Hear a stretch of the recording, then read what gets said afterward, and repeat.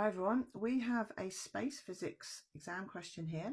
So this is only relevant for those of you studying triple science, and this is from physics paper 2, and it's a question about redshift, which is a pretty tricky topic, so I'm going to try and go through it nice and clearly for you. So the light spectrum from every galaxy includes dark lines, and lines have the same pattern. Figure 7 shows the position of the dark lines in the visible spectra of light from the Sun and from two distant galaxies. So let's just focus on this visible spectra of light from the Sun first.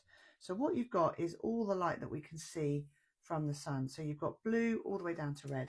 So these are the longer wavelengths and these are the shorter wavelengths.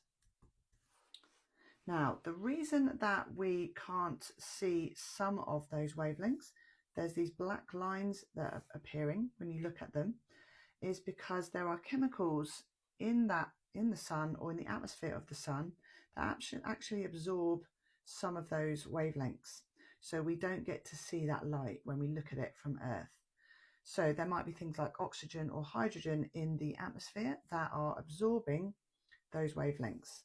So these dark lines are where chemicals are absorbing the wavelengths or absorbing the light at those wavelengths. Now, when we look at galaxies, certain galaxies, we've got Galaxy A and Galaxy B. When we look at those galaxies from Earth, we see the same pattern of lines. So can you see these two lines close together, just like here, and this single line here, just like here. So this line is basically moved, and this line is basically moved, and this line has moved. And they've shifted towards the red end of this spectrum, okay? So we call this process redshift, and it happens because those light waves get stretched as they make their way to Earth. And the reason they're getting stretched as they make their way to Earth is because these galaxies are actually moving away from Earth. So as the galaxies are moving away from us, the light from them is actually being stretched. So those wavelengths are being stretched. So the positions of these dark bands appear at a longer wavelength. So we say that they are redshifted. And redshift is actually evidence that scientists use to prove that the universe is expanding. Okay, so galaxies are moving away from Earth. The space between us and those galaxies is expanding because the universe is expanding, and redshift is the evidence for this.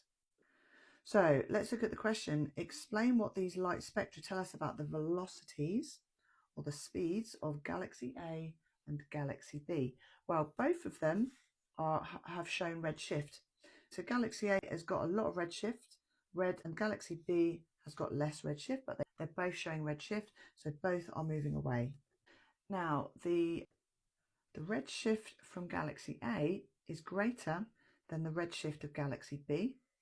So Galaxy A must be travelling faster than B because it's got greater redshift. So those wavelengths of light, because they're travelling faster, are being stretched more, and so those dark lines are being stretched more. Galaxy A shows greater redshift, so Galaxy A is travelling faster than B. That's enough for 3 marks. I hope that helps.